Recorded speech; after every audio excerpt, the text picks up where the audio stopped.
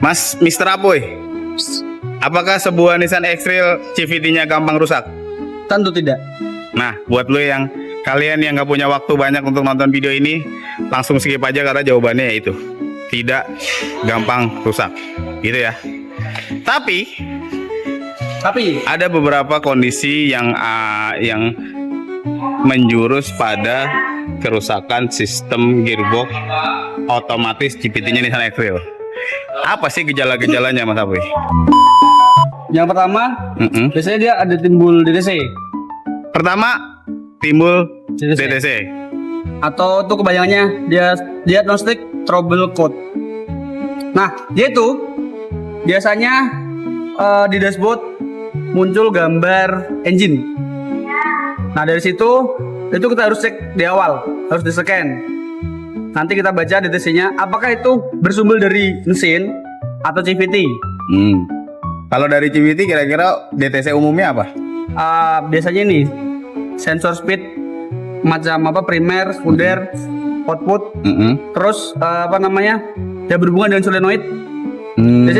Bisa dia pakai kode huruf A, G gitu. Oh. Atau yang paling sering temuannya, misalnya kalian di kota-kota lainnya lagi ada masalah, merasa mobilnya X-Trail-nya nggak nyaman. Ketika dicolok scanner ada tulisan CVT Jadder. Jadder. Misalnya ada cek engine nyala atau dicolok scanner ada tulisan CVT Jadder. Nah, itu kemungkinan salah satu gejala CVT Anda bermasalah. Harus dilus-lus.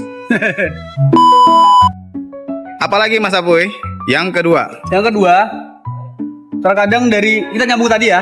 Terkadang dari DTC itu ada DTC yang muncul, gejala yang muncul. Tapi kadang juga enggak.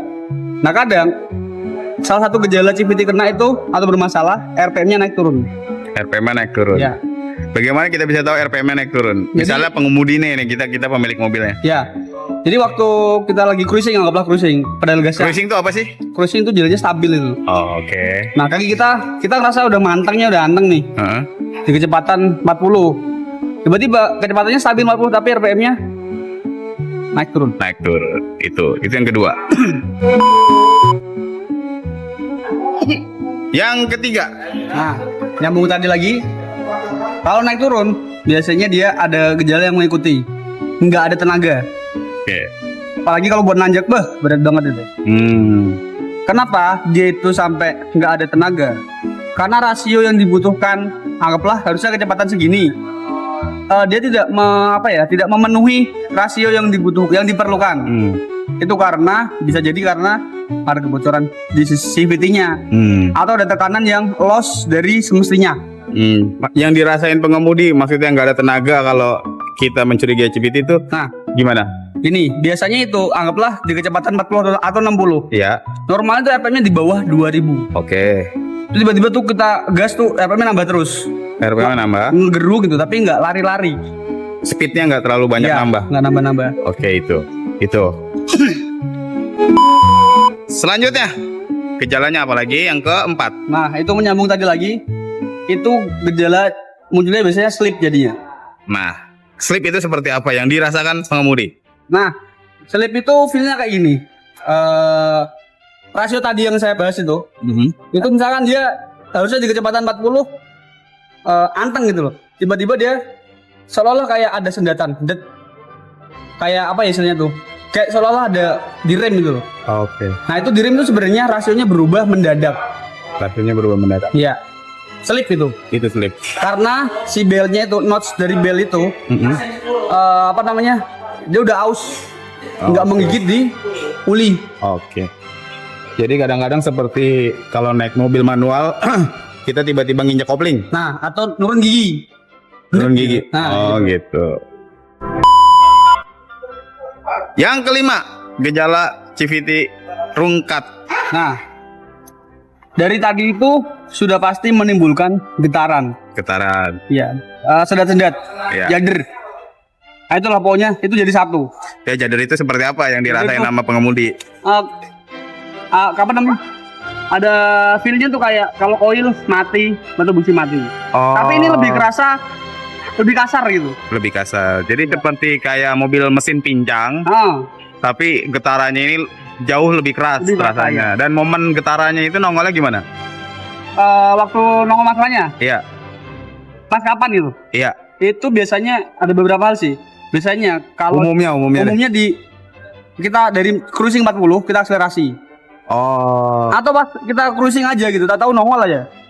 Nah, bedanya slip sama jadder itu, kalau slip ketika kita nginjek gas dalam, dia RPM-nya nambah, tapi speednya nggak naik. Nah, itu slip. Kalau jadder, getaran yang barusan dijelasin, itu ketika kita injek gas dalam, itu seperti kayak kopling getar tuh gimana sih? Gede gitu. Ya, speednya sih mau nambah, RPM-nya juga nggak ngayun, tapi getaran gitu, getaran yang cukup keras terasa ya. Kalau diistilahkan tuh kalau mobil manual kita main-main koplingnya. Iya, koplingnya kayak dikocok. Ya. Gitu. Jadi gasnya dipanteng tapi koplingnya kayak dikocok, injek lepas. Nah, kayak gitu ya. Itu nggak nyaman. Itu nggak nyaman, jelas. Itu berarti 5 gejala CVT X-Trail-nya bermasalah.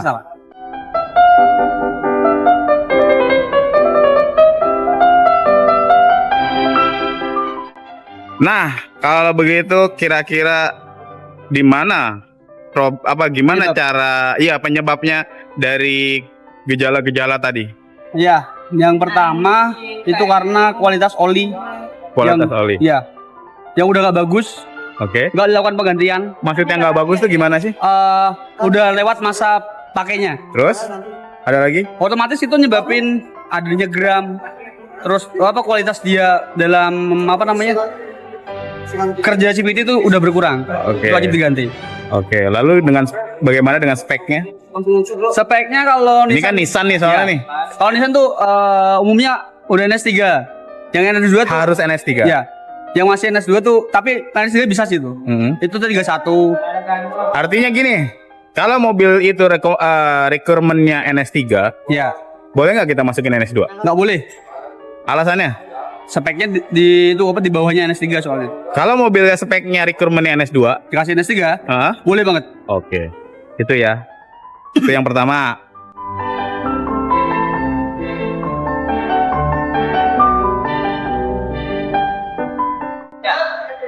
Yang kedua penyebabnya ya CVT X-Trail rungkat. Kotoran tadi itu. Kotoran apa? Yang dari oli tadi itu ada kotoran. Oke. Anggap aja olinya telat ganti. Ya. Atau speknya jelek. Nah itu terus? Dia nggak diganti. Muncullah serpihan. Serpihan itu nanti dia karena lubang bodi palap tuh kecil-kecil itu ya. Oke. Dia bisa nyebabin itu baret-baret pistonnya atau bahkan bikin macet solenoidnya. Otomatis kalau itu nggak sesuai mestinya, itu nyebabin tekanannya bermasalah. Oke. Tekanan masalah nyebabin rasionya bermasalah. Rasio masalah nyebabin feel-nya nggak nyaman. Oke. Piston-piston yang di bodi palap. Ini nih, bodi palap. Pasti bukan nih. Ini bodi palep. Itu ya, itu yang kedua.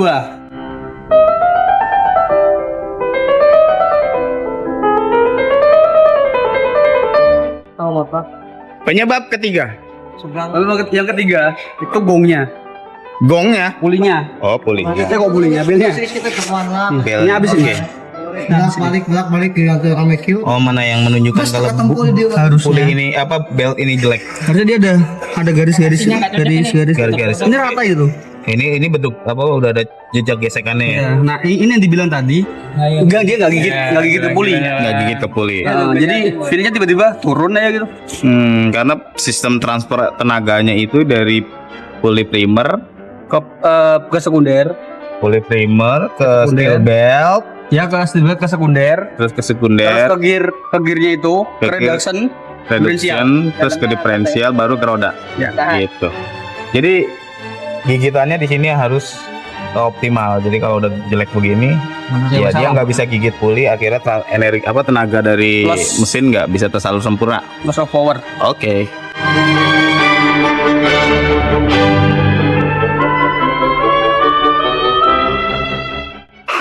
Penyebab nomor 4. Penyebab nomor 4 itu pemakaiannya buruk atau berat. Buruk dan berat. Iya. Contohnya? Maksudnya gini. CVT itu tidak didesain untuk kebut-kebutan udah. Tapi untuk efisiensi. Iya. Terus? Kadang kan kita gemes, ya. Bejek-bejek gas gitu-gitu kan. Ya kalau terus-terusan ya wassalam. Karena tidak didesain untuk Kebutuhan. seruntulan. Ya, tapi untuk efisiensi, bahan bakar, kenyamanan, apa namanya? Apa bagi istilah itu? Kenyamanan itu kalau apa namanya? Apa? Fun to drive. Istilah fun to drive. Biar nyaman gitu loh. Fun to drive. Oh gitu. Selalu puy. Nah jadi itu penyebab utama dari sebuah CVT X-Rail bermasalah.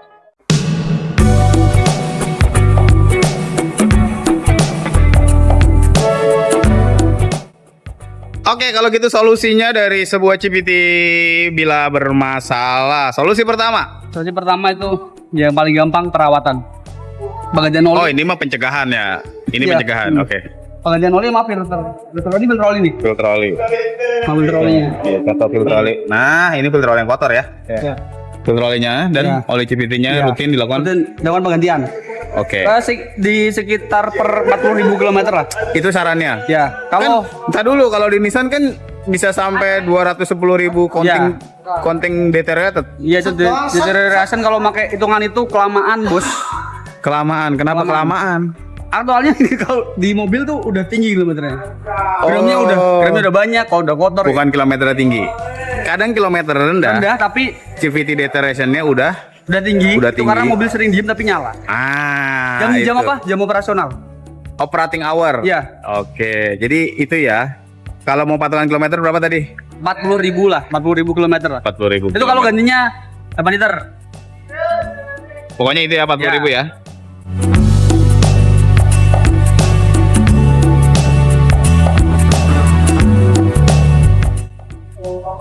Pencegahan dan solusi kedua. Yang kedua, semisal kita lagi jalan tiba-tiba nongol DTC kode itu, ya secepatnya kita cek. Karena bisa jadi tuh ada indikasi mengarah ke CVT. Kalau dari awal sudah terdetek, dia yang kemungkinan besar tidak nyebabin komponen yang lain itu jadi rusak. Jadi sumbernya udah kita cegah dulu kayak gitu, sumber masalahnya. Jadi kita melakukan pengecekan general check lah ya. Ya. Jadi untuk ngelihat kesehatan sistem elektronik dan sistem dari sebuah gearbox ini, apakah ada record pada scanner mengenai DTC. Iya. Kalaupun nggak ada DTC, ya udah. Kalau ada DTC, nah itu nanti bisa didiskusikan untuk apa kira-kira diagnosa awal, lalu bagaimana cara perbaikannya dan estimasi biayanya.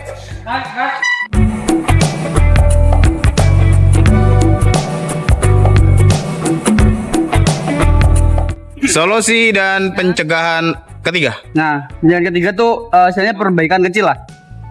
Perbaikan kecil, Ya, perbaikan minor. minor ya. Seperti Gini, tadi yang saya bilang itu pas anggaplah dia muncul tiba-tiba di DTC. Terus anggaplah dia mengarah ke solenoid apa gitu misalnya.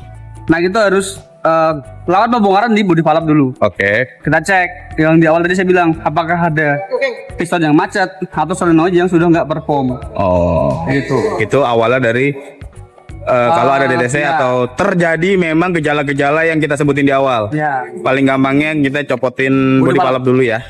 Scanner lalu kita copotin body valve.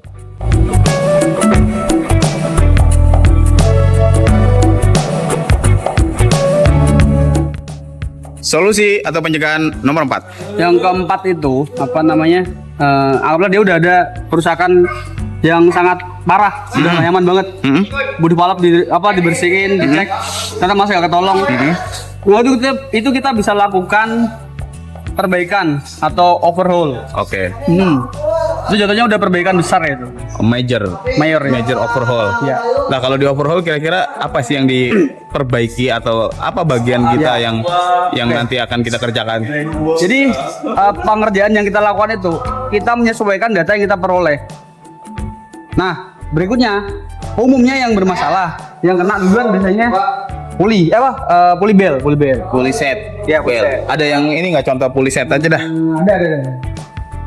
Ini tadi ada 3 tak. Iya, ini di sini. Oh, Ini ini. 32 ini. Nah, ini sampel-sampel dari CVT hancur. Ini pulley setnya, ini beltnya. Nanti kita kasih footage-nya seperti apa sih pulley set dan bel yang hancur. Ya. Kayak gitu. Itu ya biasanya. Terus berikutnya yang di daleman yang dia ngatur tekanan, pompa. Pompa mana pompa? Pompa ini sebenarnya ada pistonnya nih. Ini daleman piston aja nih ya. Daleman piston pompa. Plunyer. Ya, plunyer. Ini plunyer pompa. Ini yang ngatur tekanan inisial. Iya. Untuk disalurkan ke semua sistem hidrolik gearbox. Jadi kalau ini baret ya? Baret ya? Ini contoh baret ya. Baret. Oke. Seperti itu. Ya. Terus apa lagi? Terus termasuk body valve tadi. Body valve. Ya 3 itu lah umumnya. Oke. Kadang juga kita pernah nemuin di area seal atau teflon. Oke. Itu biasanya ada case mobil bisa maju nggak bisa mundur. Salah satu aja itu contohnya. Iya. Karena dari seal, dari bondet kayak gitu-gitulah. Oke.